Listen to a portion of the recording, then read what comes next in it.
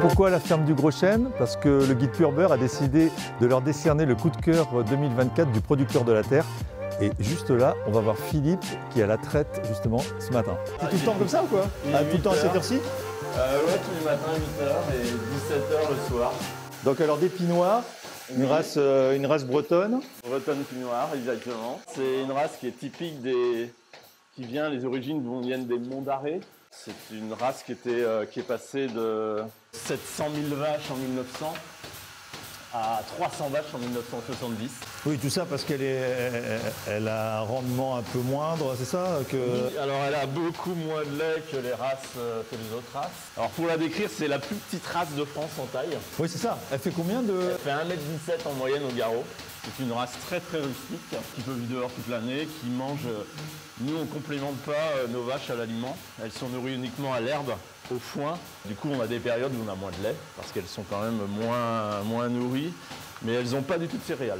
Et donc là, le lait part ici et va directement... Dans le labo. Dans le labo. Allez, Nouméa. Donc elles ont tout un nom. Nouméa, Hortensia. La petite sardine. La petite sardine. Ouais, petite sardine. Excellent. Et République. Et République. Fille de Nouméa. Ah. C'est bon.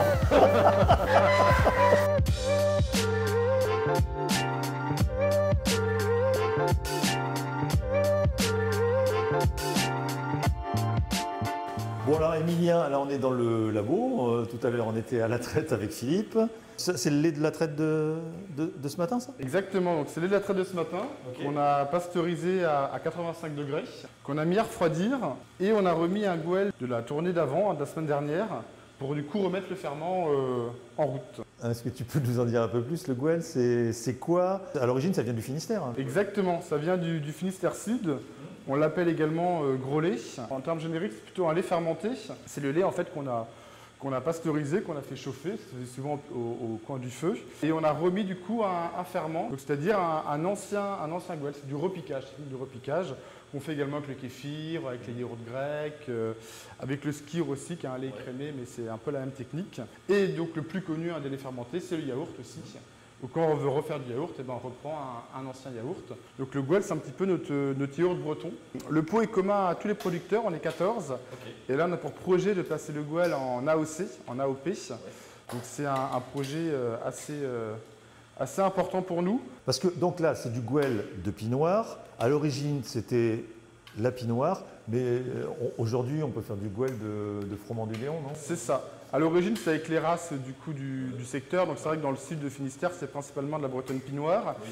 Et aujourd'hui, la marque, elle est déposée. On peut le faire avec toutes les races locales bretonnes, c'est-à-dire la bretonne pinoire, l'armoricaine, la nantaise et la froment du Léon.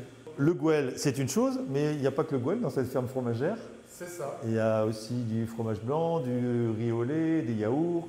Et des fromages. Et des fromages. Donc nous, on fait deux sortes de fromages. Donc là, c'est la tome du Gros Chêne. Elle est faite d'hier. Elle a été faite hier matin. On l'a démoulée à l'instant. Et là, ce qu'on appelle le ressuyage, où on a salé les tomes. On va les laisser 24 heures se reposer à 20 degrés.